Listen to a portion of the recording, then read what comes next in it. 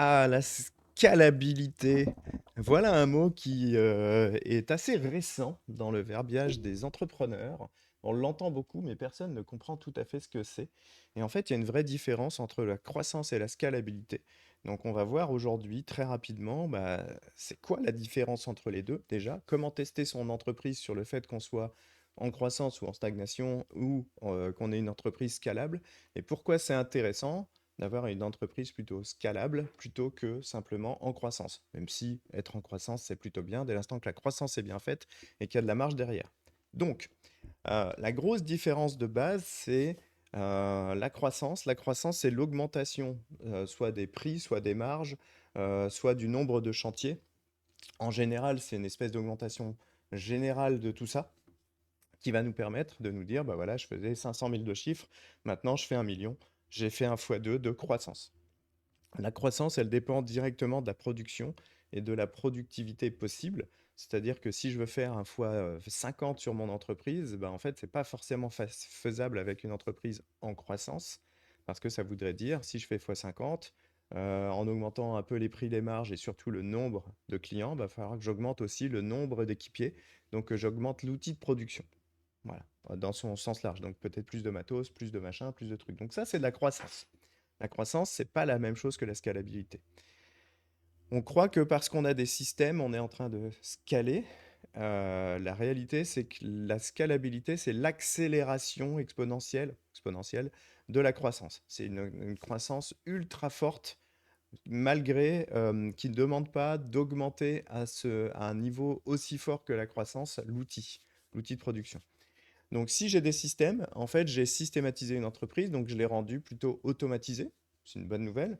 Ça ne veut pas dire qu'elle est scalée. L'automatisation n'est pas de la scalabilité, pas du tout.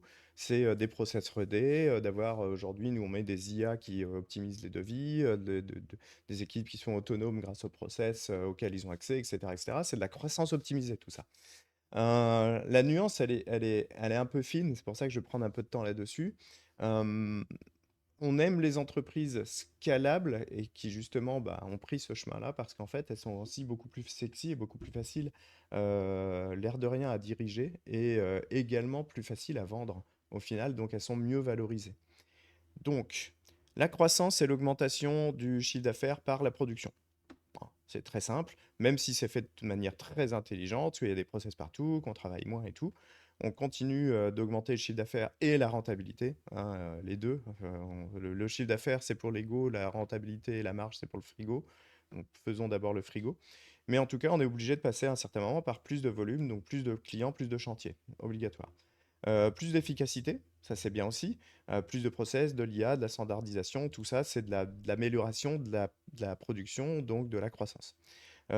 Plus d'équipes, plus de sous-traitants, c'est une augmentation de la capacité. Et puis, ce qu'on disait, meilleur panier, meilleure marge, ça c'est le pricing.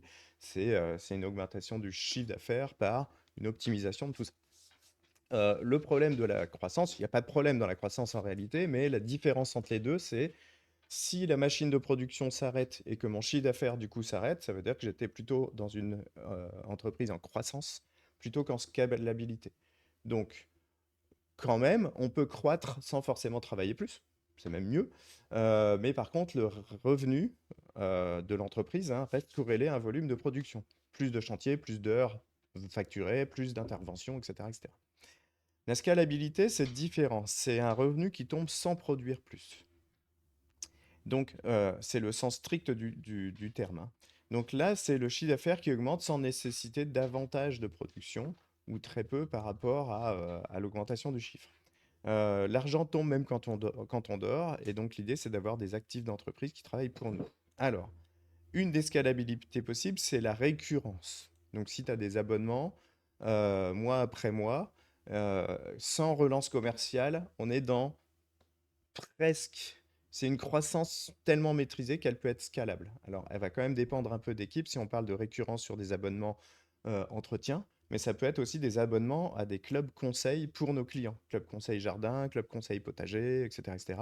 C'est-à-dire qu'on livre un quelque chose, un cours, on livre des conseils, tout simplement, mais on peut les livrer, que ce soit à une personne ou à 10 000 personnes, bah, la livraison reste la même. On n'a pas besoin d'augmenter l'outil de production. Tout ce qui est licence et royalties, si par exemple tu as créé une méthode de jardin exceptionnelle et que bah, tu l'appliques et qu'elle fonctionne et que tu veux vendre la méthode, eh ben, tu vas vendre des licences et tu auras des royalties sur l'usage, la redevance, etc., etc. Ça, c'est un récurrent vachement bon parce que c'est ultra scalable. Si demain ta licence elle fonctionne en France, on peut l'angliciser et la faire fonctionner dans le monde entier. Souvent, c'est ça qui est scalable. Même chose si tu as bah, sur une méthodologie, par exemple, un système de partenaires certifiés, eh ben, ils vont payer pour garder leur certification, ils vont payer pour accéder à un réseau, ils vont payer pour accéder à quelque chose qui est la même chose pour tout le monde. Et s'il y a plus de monde qui rentre, bah, ça augmente pas le coût pour autant. Tout ce qui est commission également, quand tu es intermédiaire de transaction, bah, tu prélèves un pourcentage sur les affaires que tu as amenées, donc tu es apporteur d'affaires, et à ce moment-là, bah, on est dans quelque chose qui est scalable. En gros, si tu as des partenaires dans ton entreprise, plombier, électricien, vérandiste, etc., etc., et que bah, tu leur amènes un volume d'affaires parce que tes clients ont des demandes et tu lui envoies tes clients et ils signent grâce à eux, et ben toi, tu as une commission récurrente qui te permet en fait de dire, bah, là j'ai envoyé 200 personnes vers mes différents partenaires, ils ont signé 20 ou 30 contrats grâce à moi, je vais avoir du pourcentage, etc. Je peux arrêter de travailler ce mois-ci, ça va tomber sans moi, sans ma production à moi. Donc c'est une façon de scaler, mais on peut industrialiser un peu ces choses. Alors, il y a une ligne rouge là qui est très simple, hein. On va tester. Est-ce que tu es en croissance ou en scalabilité? Bah, si j'arrête la production pendant 30 jours, qu'est-ce qui continue de facturer? Il n'y a rien qui tombe, bah, c'était de la croissance. Il y a une base continue qui tombe, c'était de la scalabilité. Et alors attention, encore une fois, le récurrent des contrats d'entretien, c'est une espèce de scalabilité croissance qui dépend quand même d'un outil de production derrière. Donc on peut pas dire si j'arrête la production pendant 30 jours, si je vais pas faire les entretiens chez les gens, ils vont pas me payer, quoi. Donc c'est une fausse scalabilité quelque part. Euh, En gros, si on reformule, si pour gagner 10 000 € de plus ce mois-ci, tu as besoin de produire plus, si c'est oui, alors tu es en croissance. C'est plutôt un système de croissance. Sinon, ou très peu, ou un peu plus, alors on est dans un modèle de scalabilité. Donc on va voir ça pour les paysagistes, hein, évidemment.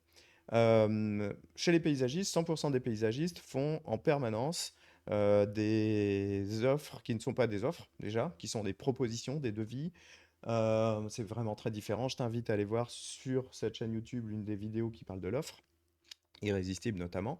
Euh, Ils font, et vous faites tous la même chose, c'est-à-dire on vous fait une demande, vous répondez à cette demande par un devis qui est pas structuré pour être standardisé du tout. Donc vous passez beaucoup de temps à faire finalement toujours la même chose, avec quelques différences ça et là qu'on pourrait totalement standardiser. Si les paysagistes passent aux offres packagées, comme nous, on le fait faire dans l'accompagnement paysagiste 2.0, eh ben, tu as des forfaits tout prêts avec tout un tas de possibilités qui sont en fait qui viennent de ciblage client ou de ciblage besoin ou ciblage bénéfice.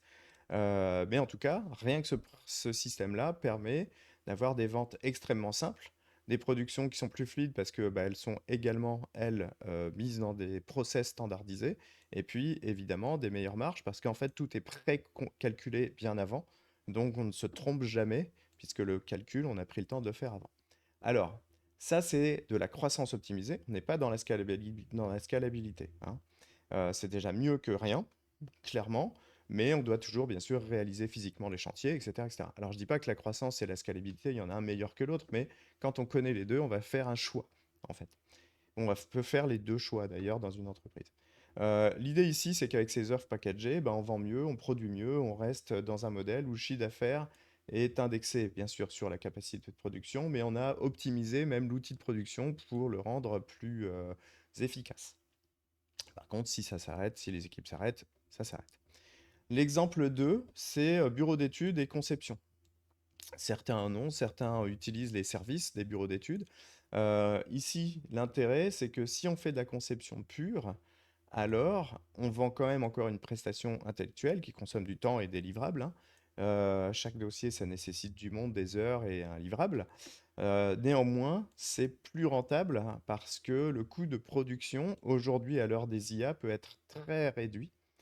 En plus, le produit délivré peut être beaucoup plus sexy pour les clients que ce qu'on était capable de faire jusqu'à il y a encore quelques mois. Et donc, ici, on va avoir une marge horaire meilleure. Ok. Est-ce que c'est scalable? Oui et non. Si on automatise avec un système IA, blablabla, en partie, mais c'est un peu complexe encore. En réalité, pas vraiment, parce qu'on va toujours échanger du temps contre de l'argent, même si le taux est supérieur. Donc là, on est dans de la croissance qu'on peut optimiser à nouveau, mais c'est toujours pas de la scalabilité. Troisième exemple, l'entretien. Donc, c'est un des pas vers une scalabilité possible. Mais en tout cas, c'est un jeu intéressant. Pourquoi? Parce que le cas numéro un, c'est l'entretien à la demande. On t'appelle, tu entretiens, tu factures et c'est tout. C'est de la croissance classique, hein. Le contrat annuel mensualisé, que énormément ont, hein, on n'invente rien ici dans cette vidéo. Bah, le client paye chaque mois en automatique. Une partie du chiffre d'affaires tombe sans relance commerciale. Donc, on commence à toucher un peu la scalabilité. Néanmoins, s'il n'y a pas de réduction, le truc s'arrête. Mais on est dans un prémisse. Donc attention à la récurrence. La récurrence n'est pas une forme de scalabilité totale. Ça rend le business plus scalable, mais si la prestation est lourde ou alourdie, le plafond revient évidemment. On va être plafonné par le nombre de bras disponibles, le nombre d'heures par ces bras disponibles, etc. Le récurrent ne fait pas forcément la scalabilité. C'est ça que je veux dire. Souvent, on confond l'un et l'autre. C'est pas parce qu'il y a du récurrent que c'est scalable. Si le récurrent est lié à un outil de production et non pas à un système d'abonnement sans, sans un travail personnalisé à chaque fois, alors ça peut fonctionner. Donc nous, ce qu'on veut rechercher, c'est des récurrences différentes ici, mais on veut des récurrences à coût marginal faible. Des abonnements, prestations en ligne, digitalisés, standardisés, etc., etc. C'est là qu'on va réussir à choper de la scalabilité. Alors, une des premières scalabilités possibles chez un paysagiste, c'est vraiment la licence de méthode. Tu as inventé une méthode incroyable, par exemple, je sais pas, de délagage des fruitiers qui fait que ça pousse 10 fois mieux après, qu'il y a plus de fruits, que c'est en sécurité. Bon, bah, tu as une méthode que tu peux mettre sous licence. Et ensuite, bah, tu peux former des gens à utiliser la méthode. Et bien sûr, puisque c'est ta méthode à toi, tu vas devoir la documenter, la structurer, etc., etc. Et puis la rendre reproductible par d'autres.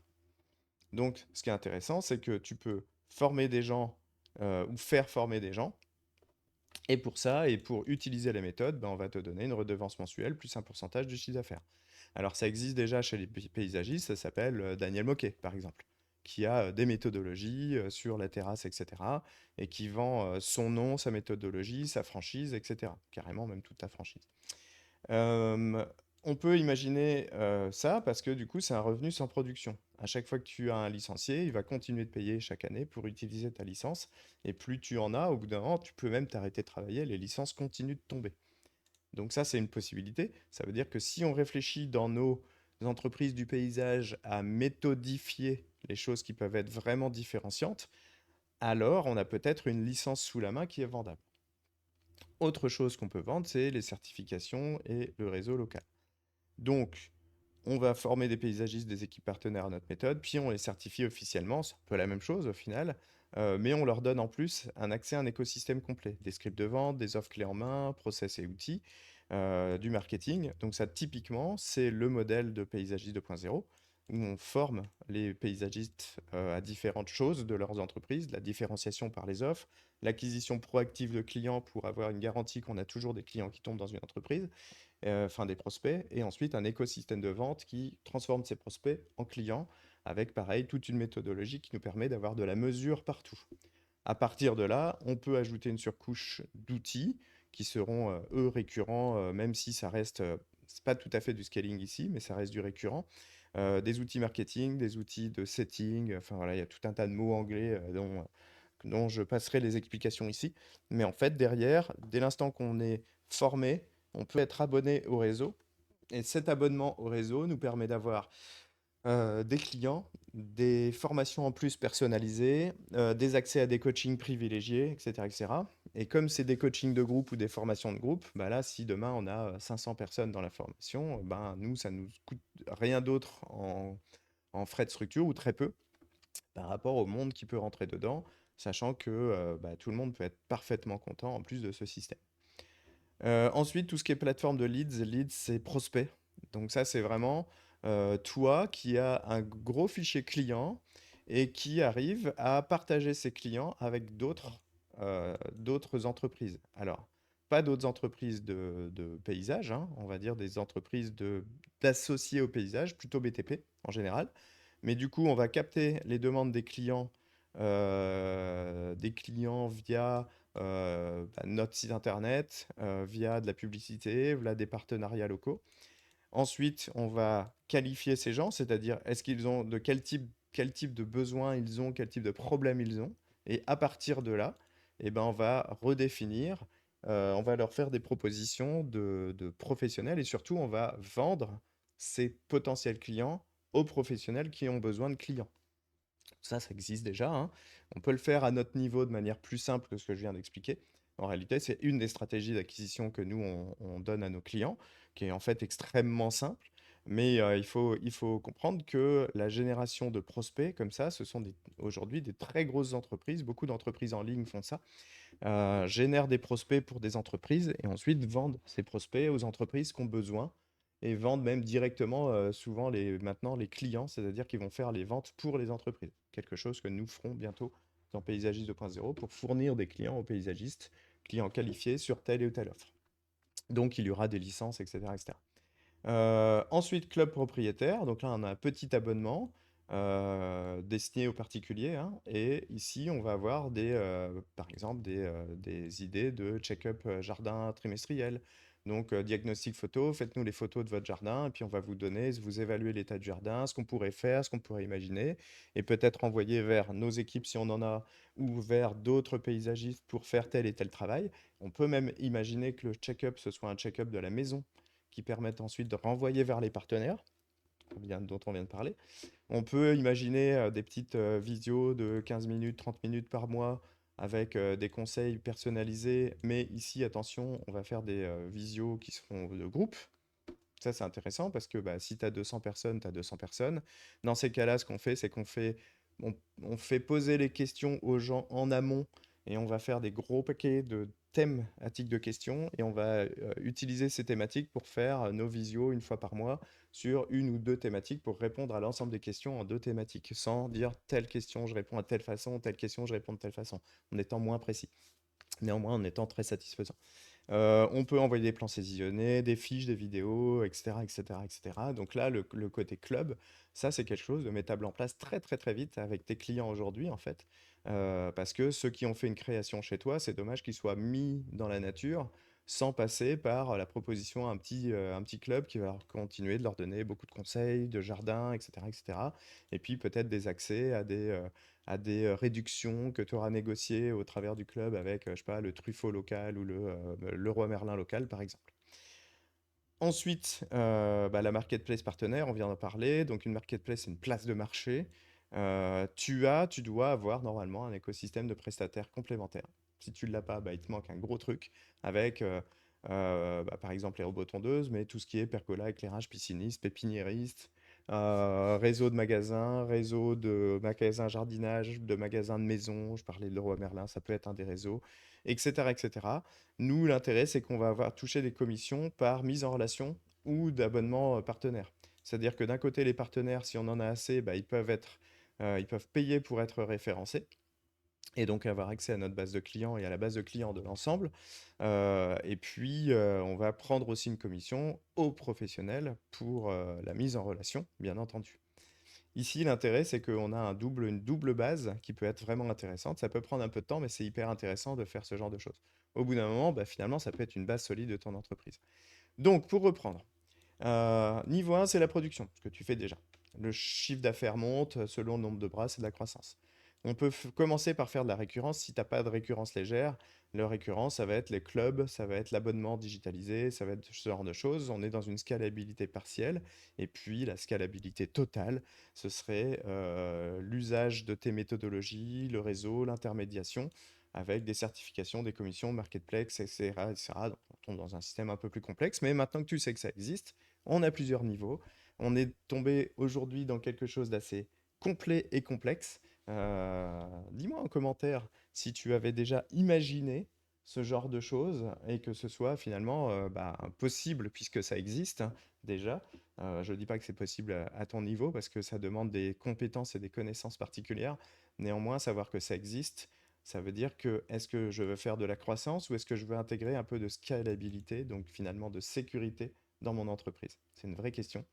Si tu veux savoir tout ça, prends rendez-vous également gratuitement avec l'un de nos conseillers. Ce rendez-vous, il va te servir à faire une vision 360 de ton entreprise pour voir comment ça marche, quels sont tes problèmes et te donner déjà des pistes de solutions. Tu verras que c'est un rendez-vous, où on n'a rien à te vendre. L'idée, c'est vraiment de faire un focus sur toi, de te poser un maximum de questions pour connaître ton entreprise, te connaître toi et connaître ton envie d'entrepreneur. Si une de tes envies, c'est par exemple de gagner plus et travailler moins, viens nous voir, tu verras ces rendez-vous, on va te donner des vraies bonnes solutions entièrement offertes par Paysagiste 2.0.